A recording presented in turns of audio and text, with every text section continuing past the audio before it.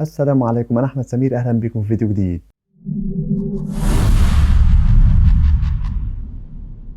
النهارده حل العرض فرايدي نايت سماك داون، بس قبل ما نبدأ عايزك تشترك في القناة لو مش مشترك وتعمل لايك للفيديو، ويلا بينا نبدأ.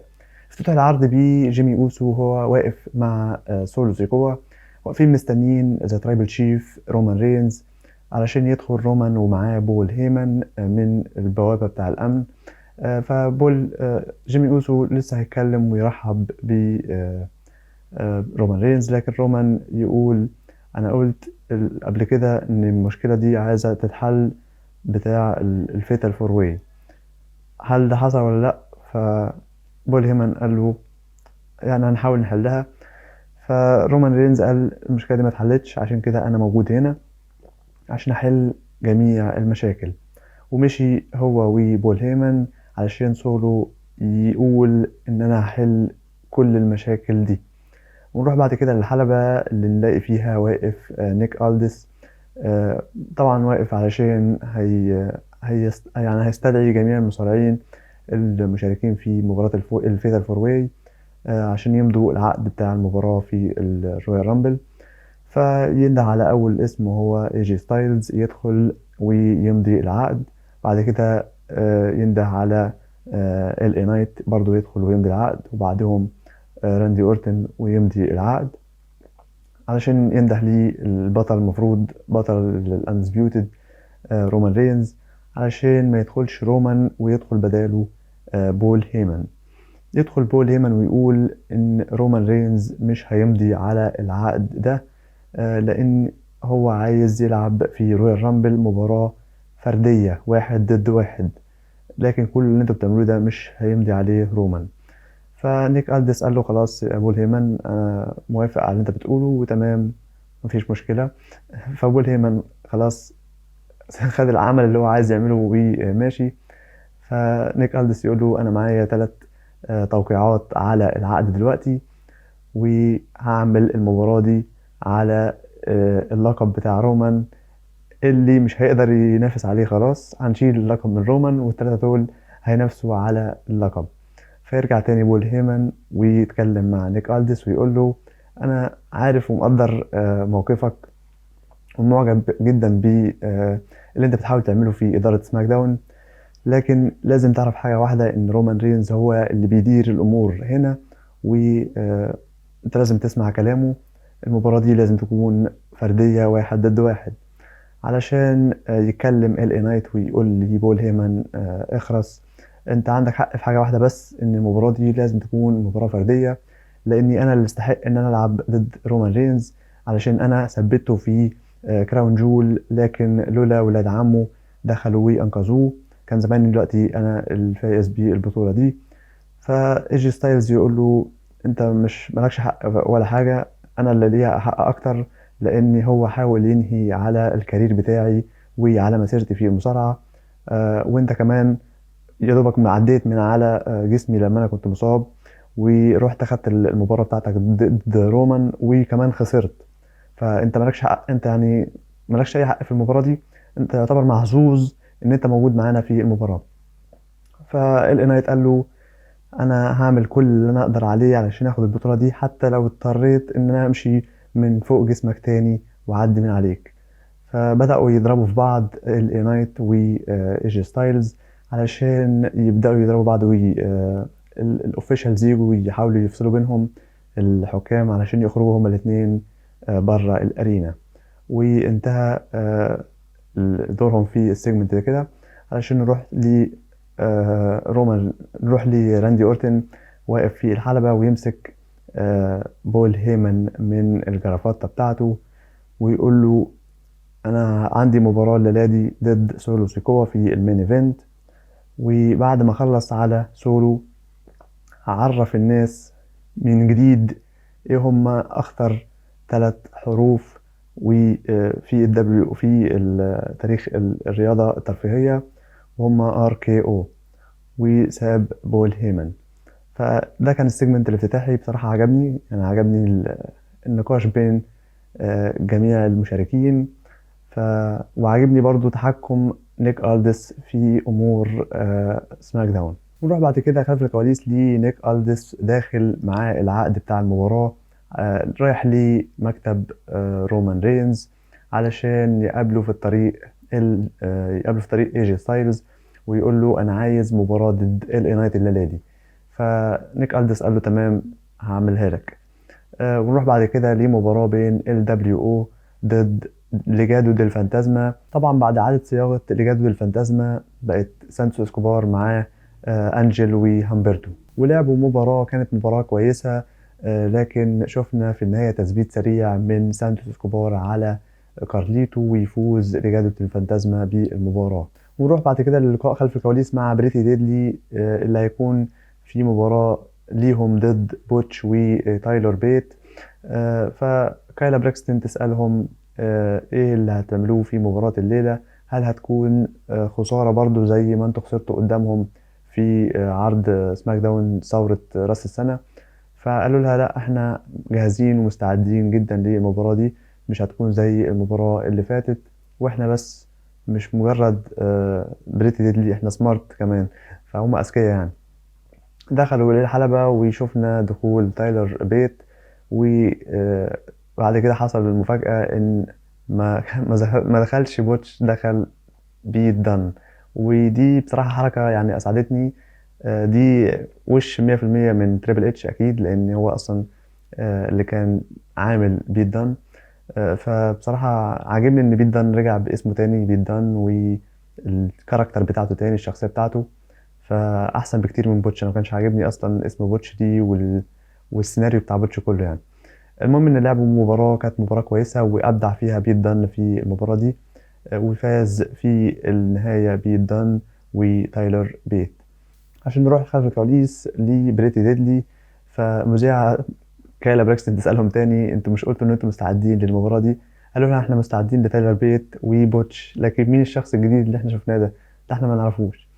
ف يعني في فرق فعلا بين بيت دان وبوتش. وشفنا برومو من بوبي لاشلي وذا ستري بروفيتس. اتكلم ستري بروفيتس وقالوا ان ذا فاينل تestament انتوا ضربتونا من ظهرنا، ودلوقتي انتوا فعلا آه، يعني خدتوا نظرنا ولفتوا نظرنا. احنا مش اي تاج تيم تاني، احنا ستريت بروفيتس، وعندنا يعني تاريخ كبير في الدبليو دبليو اي، ولو ما شفتوش اتفرجوا. واتكلم برضه بوبي لاشلي وقال ان اختاروا يعني وقت ومكان واحنا جاهزين، وهنوريكم قد ايه ان مش اي حد يوصل للمكانه اللي احنا فيها دي. رد عليهم بعد كده ذا فاينل تestament بيبرومو في العرض. اتكلم كارين كروس وقال احنا سمعنا البرومو بتاعكم، واحنا مختلفين عنكم، انتوا خدتوا كل الفرص اللي انتوا احتاجتوها في دبليو دبليو اي، لكن الاشخاص اللي زينا ما خدوش الفرص اللي انتوا خدتوها، علشان احنا بندمر اللي قصادنا ومش زيكم. فاحنا سمعنا البرومو بتاعكم وانتوا قلتوا فيه حددوا مكان والميعاد، فاحنا حددنا الاسبوع القادم في سماك داون هنلعب مباراة ضد بعض. ورحنا بعد كده لكيفن اونز، دخل الحلبة علشان يعمل الكيفن اونز شو، ودعا لي ضيف في الشو بتاعه هو لوجان بول. دخل لوجان بول وقال انا مش متوقع خالص، عمري ما كنت متوقع ان انت تدعيني على البرنامج بتاعك يا كيفن، لكن انا شايف انه برنامج ضعيف ومش قد امكانياتي، مش قد وجودي فيه، لكن انا يعتبر انا العرض الموجود هنا في البرنامج بتاعك. فكيفن اونز اتكلم وقال انا شفت البروموهات اللي انت عملتها عني، وان انا تخين، واتكلمت عن جسمي، واتكلمت على حاجات كتير، لكن كل ده كوم، وان انت موجود في دبليو دبليو اي وشايل لقب، ده كوم تاني. انا مش هقدر اعدي ده، ولا جماهير الدبليو دبليو اي هتسمح بحاجه زي كده، لان اللي حصل ده هو يعتبر عار على المكانه اللي انت فيها. انت مجرد استغليت الادوات بتاعتك وسلطاتك علشان توصل للمكانه دي، لكن في ناس اولى بكتير منك. مهما عملت هنا، انت اكيد ظهرت مستوى جيد في دبليو دبليو اي، وانا هديك الكلمه دي مني، انت فعلا عملت مستوى جيد، لكن انت ما عمرك ما هتكون زينا زي سيس رولينز، زي سامي زين، وعمرك ما هتكون زي كيفن اونز. فرد عليه لوجان بول وقال له انا فعلا ممتن ان انا عمري ما هبقى زيكم، انا مش عايز ابقى زي كيفن اونز. انا راجل ملاكم وعندي متابعين كتير على السوشيال ميديا، ودلوقتي بطل الدبليو دبليو اي، فمش محتاج ان انا اكون زيك. آه، لكن انت دلوقتي عندك افضليه لان انت رابط دراعك. طبعا عشان كيفن اونز رابط دراعه، فلوجان بول بيقول له انت رابط دراعك فعندك افضليه دلوقتي ان انت ممكن يعني تقضي عليا وكده. ف لكن انا ما عنديش اي افضليه، انا ضربه واحده من ايدي هوقعك ومش هتقوم منها تاني. فكيفن اونز قال له انا مش عايز يكون ليا افضليه، وقلع البتاع من ايده اللي بتحفظ ايده. وقال له انت حتى لو ضربتني الجماهير كلها عارفه ان انا كيفن اونز ما بستسلمش على مدار السنين. انت لو ضربتني هقعد مش هكمل 3 ثواني على الارض وهقوم تاني لان انا بحارب في كل مره. لوجان بول قال له انت اللي رجعتني على فكره الدبليو دبليو اي ايام راس المنيا من 3 سنين، لما عملت لي ستانر، وعشان كده انا رجعت علشانك انت يا كيفن. كيفن قال له انا بعمل ستانر لكل الناس عادي، وما حطيتش اصلا في دماغي ان انت واحد منهم، لان انت بالنسبه لك دي يعتبر تاريخ اول راس المنيا ليك، وخدت ستانر مني، لكن بالنسبه لي انت واحد من ضمن الناس كتير ان انا عملت لهم ستانر. فضرب لوجان بول كيفن اونز علشان فعلا ما يكملش كام ثانية ويقوم كيفن اونز تاني ويبدأ ضرب في لوجان بول، علشان لوجان بول يستغل ان كيفن اونز قلع بتاع اللي حامية ايده، فيضرب ايده في البوست في جانب الحلبة علشان يمسك اللقب بتاعه ويرفعه وهو واقف قدام كيفن اونز. بعد كده نروح لخلف الكواليس، رومان رينز بيتكلم ويقول لجيمي اوسو انت برضو اتصرفت من دماغك، وانا قلت ان انا هنا هحل المشاكل كلها، لكن انت رحت قلت لبول هيمن يطلع ويقول لنيك الدس اللي عمله كده. آه انا مش عارف انت بتتصرف من دماغك ليه، اسمع كلام وانا هنا علشان احل المشكلات دي. فاتدخل ما بينهم سولو سيكوا وقال له انا عندي الحل لكل المشكلات دي وانا هحل كل حاجة. الاسبوع اللي فات كان بسببي وانا هحل كل حاجة النهاردة. بعد كده رحنا لمباراة على القاب التاج تيم للسيدات بين البطلات كاتانا تشانس وكايدن كارتر ضد ألبا فاير وآيلا دون. وشفنا على طاولة التعليق كان موجود دامج كنترول بيتفرجوا على المباراة. فاتلعبت المباراة، كانت مباراة سريعة بينهم وفاز كاتانا تشانس وكايدن كارتر. فعلشان الحكم يجي يدي الألقاب ليهم تاني، عشان نلاقي إن زاكابوكي ووريرز ماسكين الأحزمة وبيحتفلوا بيها بعد انتهاء المباراة، وبعد كده يسلموها لكاتانا تشانس وكايدن كارتر، فيقولوا لهم لو انتم محتاجين الألقاب دي لعبونا عليها الأول. فبيلي تسمع الجملة دي وتقول خلاص أنا راح لي نيك ألدس وهعمل المباراة دي قانونية رسمية. ونروح خلف الكواليس لإيجي ستايلز اللي بيجهز علشان هيلاعب ال اي نايت الليلة دي، ويقابل في طريقه ذا اوسي وميتشن واقفين، فبيقولوا له ان احنا معاك في ظهرك وهنساعدك لو احتجتنا، فسابهم ومشي. ونروح للقاء مع كارميلو هيز. كاثي كيلي المذيعة بتسأله ايه اللي حصل في الاسبوع اللي فات في مباراته مع اوستن سيري. قال لها المباراة طبعا اتلغت عشان اوستن اتصاب، وحاجات زي دي بتحصل في دبليو دبليو اي، لكن الاكيد ان انا ما خسرتش المباراة. اي نعم انا ما فزتش بالمباراة لكن انا ما خسرتش. فجاله اوستن سيري وجريسون هولر. اوستن سيري قال له انت عم بتتكلم كتير، ولولا الاصابة كان زماني غلبتك، فانا ما عنديش مشكلة ان انا اغلبك تاني. وقال له ان انت اللي حصل اللي فات المرة اللي فاتت دي علشان كان في يعتبر مدينتك، احنا عايزين نلعب في مدينة محايدة بعيد عن الموطن بتاعك والموطن بتاعي. فكارميلو هيز قال له خلاص تمام نلعب الاسبوع الجاي مباراة بيني وبينك في ميامي في سماك داون. فاوستن سيري قال له لا طبعا انا عندي الاسبوع الجاي في كذا حاجة هعملها. فرد عليه جريسون وولر وقال له خلاص اوستن سيري موافق وهيلعبك الاسبوع الجاي. كارميلو هيز قال خلاص اروح اكد مع نيك الدس، وسابهم ومشي علشان اوستن سيري يقول لي جريسون وولر انت بتعمل ليه كده، مش كل مرة تعمل كده فيا. بيدبسوا طبعا. والاسبوع القادم اتحددت المباريات دي، سانتوس اسكوبار هيلاعب كارليتو، وذا فاينل تيستمنت هيلاعب بوبي لاشلي وذا ستريت بروفيتس. وفي مباراة على ألقاب التاج تيم للسيدات بين ذا كابوكي ووريرز ضد كاتانا تشانس وكايدن كارتر. وبرضه مباراة بين أوستن سيري ضد كارميلو هيز.